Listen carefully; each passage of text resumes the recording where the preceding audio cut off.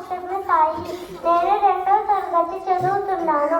ఈరోజు నేను సంక్రాంతి పండుగ ఎలా జరుపుకుంటారో చెప్తాను. నిజానికి సంక్రాంతి పండుగ 30 రోజుల పండుగ. అంటే ధనుర్మాసం మొదలైనప్పటి నుండి ప్రతి ఇంటి ముందర అందమైన రంగురంగుల ముగ్గులు వేస్తారు.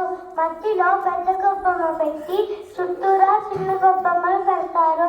మధ్యలో ఉండే పెద్ద గొబ్బమ్మని కృష్ణుడిగా, చుట్టూరా ఉండే చిన్న గొబ్బమ్మని గోపికలుగా భావిస్తారు. ముగ్గు చుట్టూరా ఆడపిల్లలు తిరుగుతూ గొప్పియల్లో గొప్పియల్లో కొండాలయ్యకు గొప్పిల్లు, ఆది లక్ష్మి అలమేలమ్మకు అందమైన గొప్పిల్లు అంటూ పాట పాడతారు. భోగి పండుగ రోజు చాలా ఉదయాన్నే లేచి భోగుల్లో భోగుల్లో భోగభాగ్యాల భోగుల్లో భోగి మంటల భోగుల్లో తెల్ల రాకుండానే పల్లె పల్లెంట ఎర్ర ఎర్రని కంటుల్లో అంటూ భోగి మంట వేసుకుంటారు. అంతేకాకుండా మన ఇంట్లో ఉన్న చిన్న పిల్లల్ని కూర్చోబెట్టి చిట్టి చిట్టి రేగి పళ్ళు, చిట్టి తలపై భోగి పళ్ళు అంటూ పూలు, రేగి పళ్ళు, చెరుకు ముక్కలు, పైసలు తలపై పోస్తూ ఆశీర్వదిస్తారు.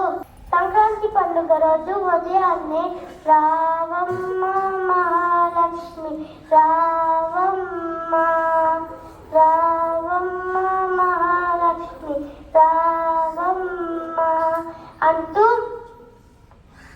హరిదాసులు ప్రతి ఇంటికి తిరిగి ధాన్యం సేకరిస్తారు.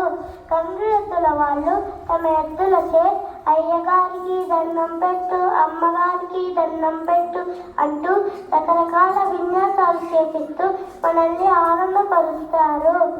ఇంకా పిల్లల విషయానికి వస్తే గాలిపటం గాలిపటం గాలిపటం గాలిపటం రంగురంగుల గాలిపటం రయ్యన పోయే గాలిపటం అంటూ పెద్దవాళ్ళతో కలిసి గాలిపటాలు ఎగరేస్తారు. ఇంకా చెప్పాలంటే కొత్త ధాన్యాలతో కోడి పందాలతో ఊరే పొంగుతుంటే, కొత్త అల్లులతో కొంటే మరదళ్ళతో పొంగే హేమంత తిరులు. తర్వాత రోజు కనుమ పండుగ. పశువులకి పక్షులకి గౌరవాన్ని ఇచ్చే పండుగ. అందుకనే దీన్ని పశువుల పండుగ అని కూడా పిలుస్తారు.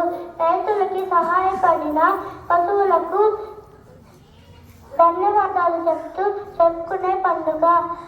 మీకందరూ కూడా భోగి, సంక్రాంతి, కనుమ శుభాకాంక్షలు. ధన్యవాదాలు.